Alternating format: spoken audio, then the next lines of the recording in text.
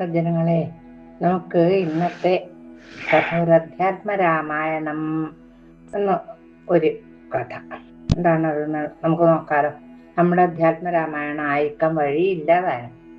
അപ്പൊ എന്തായാലും നോക്കാം. ശ്രീ വാൽമീകി മഹർഷിയാൽ ഉണ്ടാക്കപ്പെട്ട ഗായത്രി രാമായണം, അത്ഭുത രാമായണം, ആനന്ദ രാമായണം മുതലായവ പോലെ അധ്യാത്മ രാമായണം ഒരു ഋഷിപ്രോക്തമായിട്ടുള്ളതല്ല എന്നാണ് വിചാരിക്കുന്നതെന്നാണ് ഇവർ പറയുന്നത്.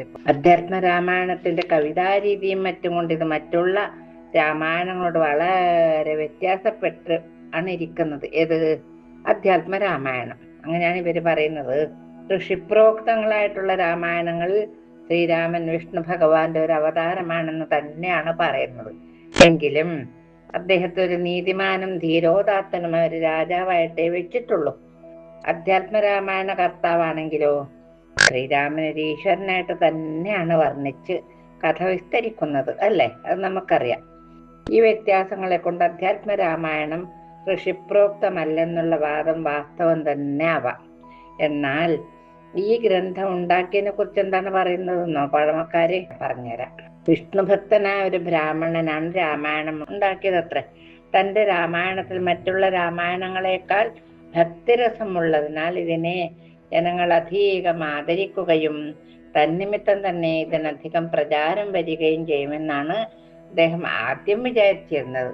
ആദ്യത്തെ വിചാരം രണ്ടാമത്തെ വിചാരം തമ്മിൽ മാറ്റം വരാലോ.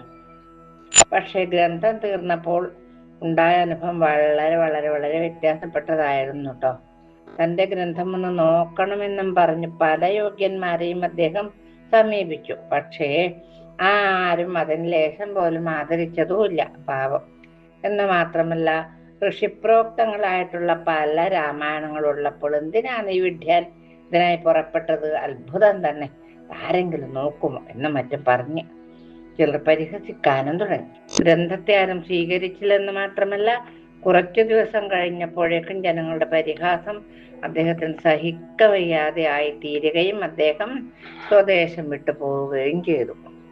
അങ്ങനെ അലഞ്ഞ് നടന്ന് ബ്രാഹ്മണൻ ഒരു ദിവസം മനുഷ്യ സഞ്ചാരം തീരെ ഇല്ലാത്ത ഒരു കൊടുങ്കാട്ടിൽ ചെന്നു ചേർന്നു. നേരവും വൈകി. മനുഷ്യാധിവാസമുള്ള സ്ഥലത്ത് എത്തുന്നതിന് അവിടെ നിന്ന് വളരെ ദൂരം എത്തണം, എന്നാലേ ഒരു മനുഷ്യ സഞ്ചാരമുള്ള സ്ഥലത്ത് എത്തിപ്പെടുകയുള്ളൂ. അതുകൊണ്ട് ആ രാത്രി അവിടെ തന്നെ കഴിച്ചു കൂട്ടുക, അതല്ലേ ഇനിയിപ്പൊ പറ്റുള്ളൂ എന്ന് വിചാരിച്ച അദ്ദേഹം വനാന്തരങ്ങളിൽ കൂടിയുള്ള ഊടുവഴിയുടെ അടുക്കലായിട്ടൊരു കുളവും ആൽത്തറയും കണ്ടു. അപ്പോഴേ കുറച്ച് ആശ്വാസം തോന്നി അദ്ദേഹത്തിന്. കുളത്തിലിറങ്ങി കുളിച്ചു, സന്ധ്യാവന്ദനാദികളും കഴിച്ചു.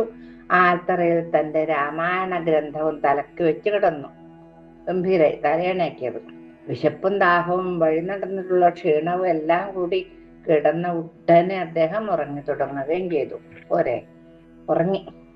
ഒരു പേടിയൊന്നുമില്ലാതെ ആൽത്തറയിൽ കിടന്ന് അദ്ദേഹം ഉറങ്ങി. അത് രാത്രി കഴിഞ്ഞതേ ഉള്ളൂ. അപ്പോഴവിടെ എന്താ തേജോമേന ഒരു ദിവ്യവൃക്ഷം പ്രത്യക്ഷപ്പെട്ടുവല്ലോ. ആരാണ് ഇവിടെ വന്ന് കിടക്കുന്നത് എന്ന് ചോദിച്ചു. ഉടനെ ബ്രാഹ്മണൻ എണീറ്റിരുന്നു. അതിന്റെ ശേഷം താഴെ വരുന്ന പ്രകാരം അവര് സംഭാഷണം തുടങ്ങി എന്ന് വേണം പറയാൻ. എന്താണ് സംഭാഷണം? ആ ദിവ്യൻ, ഒരു പ്രത്യക്ഷപ്പെട്ട ദിവ്യൻ ഇദ്ദേഹത്തോട് ചോദിച്ചു, ഹേ, അങ്ങ് ആരാണ്? ഇവിടെ വന്ന് കിടക്കുന്നത് എന്തിനായിട്ടാണ് എന്ന് ചോദിച്ചു. ബ്രാഹ്മണൻ, ഞാനൊരു ബ്രാഹ്മണനാണ്. ഓരോരോ ദേശങ്ങളിൽ സഞ്ചരിച്ച് ഇന്ന് ദൈവഹത്യ ഇവിടെ വന്നു ചേർന്നു. മനുഷ്യരുടെ ദിക്കിലെത്തുന്നതിന് എനിക്ക് സമയം മതിയായില്ല കേട്ടോ. അങ്ങനെ ആയതുകൊണ്ട് ഇവിടെ തന്നെ കിടന്നേ ഉള്ളൂ എന്ന് പറഞ്ഞു. ഇവിടെ ആര് പറഞ്ഞു? നമ്മുടെ ബ്രാഹ്മണൻ. അപ്പൊ ഈ ദിവ്യൻ അദ്ദേഹത്തോട് പറയുകയാണ്, അങ്ങയുടെ അടുക്കലിരിക്കുന്ന ഗ്രന്ഥം ഏതാണല്ലോ എന്ന് ചോദിച്ചു. ബ്രാഹ്മണൻ പറഞ്ഞു, അത് ഞാൻ പറഞ്ഞാൽ അവിടെ തന്നെ പരിഹസിക്കൂലേ, അതുകൊണ്ട് ഞാൻ അത് പറയൂല എന്ന് പറഞ്ഞു. അപ്പൊ ദിവ്യൻ പറഞ്ഞു, ഹായ്, അതൊന്നുമില്ല, കേൾക്കട്ടെ, പറയൂ എന്ന് പറഞ്ഞു. അപ്പോ ആ ദിവ്യ പുരുഷന്റെ വാക്ക് കേട്ടിട്ട് ബ്രാഹ്മണൻ ആ ഗ്രന്ഥം ഇന്നതാണെന്നും അത് നിമിത്തം തനിക്കുണ്ടായ ആക്ഷേപങ്ങളും എല്ലാം ആ ദിവ്യനോട് പറഞ്ഞു കേൾപ്പിച്ചുട്ടോ. ഉടനെ ആ ദിവ്യപുരുഷൻ ബ്രാഹ്മണനോട് പറഞ്ഞു, ഇതിനെക്കുറിച്ച് അവിടുന്ന് ഒട്ടും വ്യസനിക്കേണ്ട കേട്ടോ, ഞാനൊരു കൗശലം പറഞ്ഞു തരാം. അതുപോലെ ചെയ്താൽ അങ്ങയുടെ ഗ്രന്ഥത്തെ എല്ലാവരും ആദരിക്കുന്നതിനും തന്നിമിത്തം ഗ്രന്ഥത്തിന് പ്രചാരം സിദ്ധിക്കുന്നതിനും ഇടവരും. എന്തെന്നാൽ ഈ വരുന്ന ശിവരാത്രി നാളം ഒരു കാര്യം ചെയ്യണം. എന്താത്? ഈ ഗ്രന്ഥവും കൊണ്ട് ഗോകർണത്ത് പോകണം. നേരം വൈകാറാകുമ്പോൾ കിഴക്കേ നടയിൽ പോയി നിന്നാൽ അസംഖ്യം ജനങ്ങൾ വരുന്ന കൂട്ടത്തില് തേജോമയനായ ഒരു ബ്രാഹ്മണനും വരുന്നത് കാണാട്ടോ.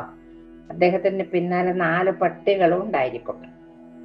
അദ്ദേഹത്തിന്റെ കയ്യിൽ ഈ ഗ്രന്ഥം കൊണ്ടുചെന്ന് കൊടുത്തു വിവരം പറയണം. എന്നാൽ അദ്ദേഹം ഇതിലേക്ക് നിവർത്തി ഉണ്ടാക്കി തരും. സങ്കടപ്പെടണ്ടാട്ടോ. ഇതാര് പറഞ്ഞു തന്നു എന്ന് ചോദിച്ചാൽ ഒന്നും പറയുകയും അരുത്. അത് മാത്രം പറയാൻ പാടില്ല. ഇപ്രകാരം പറഞ്ഞ ആ ദിവ്യപുരുഷൻ ഉടനെ അന്തർധാനം ചെയ്തു. ഈ ഉപദേശം ആ ബ്രാഹ്മണന് ഏറ്റവും സന്തോഷമായി എന്നുള്ളതിന് പ്രത്യേകം പറയണ്ടല്ലോ, സന്തോഷമായി എന്ന്. അത് നമുക്കാലും അങ്ങനെയല്ലേ. എല്ലാവരും പരിഹസിച്ച് നമുക്കും വേദം ഒരാളൊരു സാന്ത്വന വാക്ക് പറഞ്ഞാൽ നമുക്ക് സന്തോഷമായി. അരുണോദയമായ സമയത്ത് അവിടെ നിന്നും പുറപ്പെട്ടു ഇദ്ദേഹം. പിന്നെ ഓരോരോ ദേശങ്ങൾ സഞ്ചരിച്ച് ക്രമേണ ശിവരാത്രി ആയപ്പോഴേക്കും ഗോകർണത്ത് ചെന്ന് ചേർന്നു. നേരം വൈകാറായി. അതിനു മുമ്പ് ആ ദിവ്യപുരുഷൻ പറഞ്ഞിരുന്നത് പോലെ ഒരു ബ്രാഹ്മണൻ വരുന്നത് കണ്ടുല്ലോ. ഗ്രന്ഥം അദ്ദേഹത്തിന്റെ കയ്യിൽ കൊണ്ടുചെന്ന് കൊടുത്തു വിവരമെല്ലാം പറയുകയും ചെയ്തു. ആ ബ്രാഹ്മണൻ, ഇതെന്റെ കയ്യിൽ കൊണ്ടുതരുന്നതിന് അങ്ങോട്ട് ആരാണ് പറഞ്ഞത് എന്ന് ചോദിച്ചു. വല്ലെല്ലാ സങ്കടമായത് ഇദ്ദേഹത്തിന്. പറഞ്ഞുകൂടാ. ഗ്രന്ഥകർത്താവായ ബ്രാഹ്മണൻ ഒന്നും മിണ്ടാതെ നിന്നപ്പോൾ ആ ബ്രാഹ്മണൻ, ആട്ടെ പറയണമെന്നില്ല കേട്ടോ, എനിക്കൊക്കെ മനസ്സിലായിട്ടുണ്ട്. അങ്ങക്ക് ഈ ഉപായം പറഞ്ഞു തന്ന ആൾ ഒരു ഗന്ധർവനാണ്. അവൻ ഇപ്രകാരം വ്യാജോപദേശം ചെയ്തതിനായി ഞാൻ അവനെ ശപിക്കുന്നു.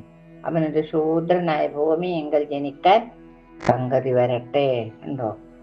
അയ്യോ, എന്തൊരു കഷ്ടാ, നോക്കിക്കോ. ഇപ്രകാരം ശപിച്ചതിന് ശേഷം കയ്യിലുണ്ടായിരുന്ന കമണ്ടലുവിങ്കിൽ നിന്ന് കുറച്ച് വെള്ളം എടുത്ത് ഗ്രന്ഥത്തിന്മേൽ തളിച്ചു. എന്നിട്ടോ ഗ്രന്ഥകർത്താവായ ബ്രാഹ്മണന്റെ കയ്യിൽ കൊടുത്തിട്ട്, ഇനി ഇത് കൊണ്ടുപോയിക്കോളൂ.